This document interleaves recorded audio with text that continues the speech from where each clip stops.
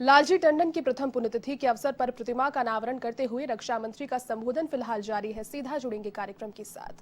25 साल 26 साल की उम्र में मैं विधायक बना था, 77 में 77 में, तब से आदरणीय टंडन जी के बारे में अच्छी तरह मैं जानता हूं। तब से उनकी बराबर उत्तर प्रदेश की राजनीति में भूमिका को बहुत ही नजदीक से देखने का अवसर मिला है और समझने का अवसर मिला है। प्रत्यक्ष रूप से भले ही किसी को यह बात समझ में न आती हो कि उत्तर प्रदेश की राजनीति को सत्ता के गलियारे में, भारतीय जनता पार्टी की राजनीति को सत्ता के गलियारे में स्थापित करने का काम टंडन जी ने कैसे किया, भले ही यह कुछ अजूबा लगता हो, लेकिन मैं ही जानता हूं। महत्वपूर्ण सुझाव लेने होते थे, चाहे कोई रहा हो। मैं कहता हूं आदरणीय कल्याण सिंह जी, हम हो, आदरणीय कल्लाद जी हो,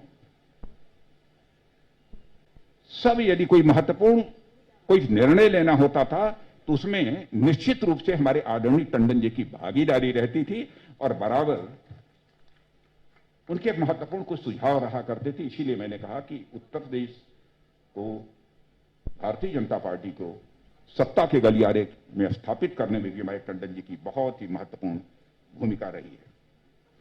विभिन्न पदों पर रहे हैं, उसकी बहुत विस्तार में जाकर चर्चा करने का कोई औचित्य नहीं है, क्योंकि लखनऊ के सभी लोग अच्छी तरह से इस बात को जानते हैं। मैं टंडन जी के बारे में प्रमुख रूप से 4 बातों की मैं चर्चा करना चाहता हूं, जो उनके अंदर विशेष रूप से 4 गुण थे और उनसे जो सीख हम सबको मिलती है वो यही मिलती है। व्यक्ति का चाहे पद कितना ही बड़ा क्यों न हो, व्यक्ति का कद चाहे कितना भी बड़ा क्यों न हो, उसे अपनी जमीन से कभी नहीं कटना चाहिए। यह सीखना हो किसी को तो वह टंडन जी से सीख। यह मैंने उनके देखा। बड़े बड़े पदों पर रहे, लेकिन आम लोगों से वह कभी कटे नहीं, क्योंकि इस आवास में जहां पर वह रहते थे, मुझे कई बार जाने का अवसर मिला है। जब भी मैं पहुंचता था तो गरीब से लेकर और जो धनाढ्य माने जाते थे, हर तरह के लोग उनके आवास पर हमको देखने को दिखाई देते थे और सबसे बहुत ही प्यार के साथ टंडन जी की बराबर बातचीत करते हुए भी हमने उनको प्रत्यक्ष रूप से देखा है। दूसरी बात, संबंधों का निर्वाह उनके जीवन में हमने देखी है।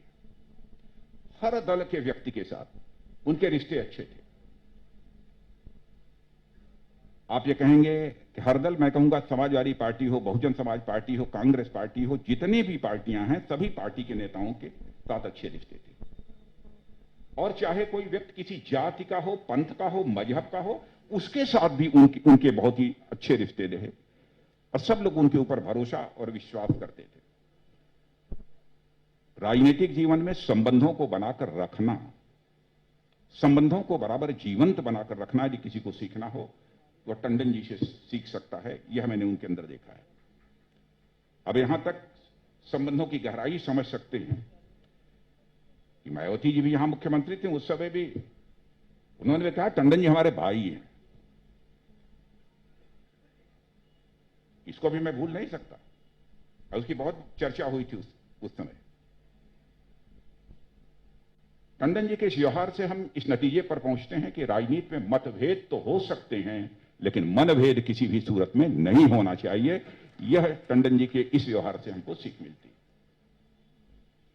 तीसरी बात,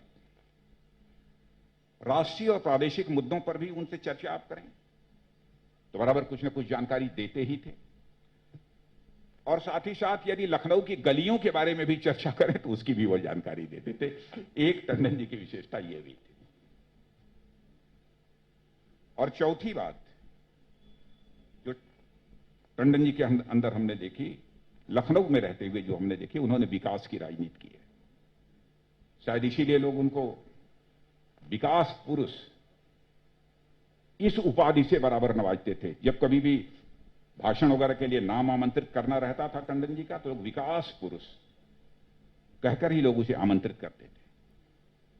कई स्थानों पर जो चौड़ी चौड़ी सड़कें बनी हैं, पुराने लखनऊ में भी कई भवनों को सजाने का, संवारने का काम जो टंडन जी ने किया है, उससे आप सब अच्छी तरह परिचित हैं और बतलाने की आवश्यकता नहीं है। और मैं कह सकता हूं कि आदरणीय अटल जी के साथ जो जिस प्रकार की भूमिका उन्होंने निभाई है, किसी ने कहा कि राम और हनुमान, मैं तो सचमुच उन दोनों लोगों के रिश्ते को जो मैं देखता था, यदि मैं कहूं क्या अटल बिहारी वाजपेयी जी को मैं यदि श्री राम की भूमिका के में देखता था, तो उस समय लखनऊ के लिए आदरणीय टंडन जी को मैं लखनऊ के लखन की भूमिका में देखता था। यह रिश्ता दोनों का। और अटल जी तो सचमुच उनको बेहद प्यार करते थे, और प्यार ही नहीं करते थे, उन पर वह पूरी तरह से विश्वास भी करते थे। और उनकी सबसे बड़ी मौलिकता थी टंडन जी की, बराबर उनके अंदर सबसे जुड़ने का भाव होता था। इतना ही नहीं, अपनापन देने का भी भाव होता था, और इसके कारण सबका हो जाने का भी भाव उनके अंदर बराबर बना रहता था। यह टंडन जी के व्यक्तित्व की एक सबसे बड़ी विशेषता थी। मुझे एक बार उन्होंने बतलाया था कि तरुण भारत का भी संपादन कभी हमने किया है। मुझे जानकारी नहीं थी, उन्होंने मुझे बतलाया था तरुण भारत का भी हमने संपादन किया है, यह अवसर मुझे मिला है। और उसका विमोचन एक अंक का तरुण भारत का यदि किसी ने किया था तो अमृतलाल जी नागर ने किया था उसका विमोचन।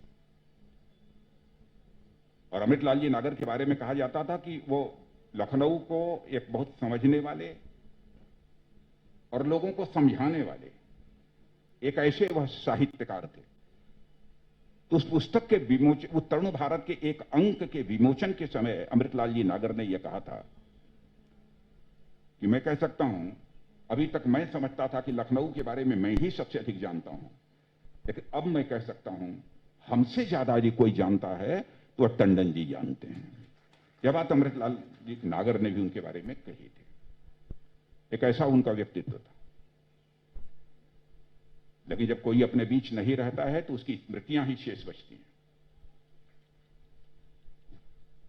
और उनकी स्मृतियों का ही स्मरण करके उनके साथ स्वाभाविक रूप से हम सब जुड़ते हैं।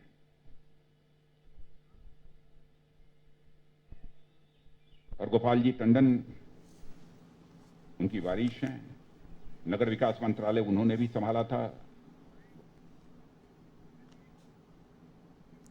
तो वहीं भाजपा के राष्ट्रीय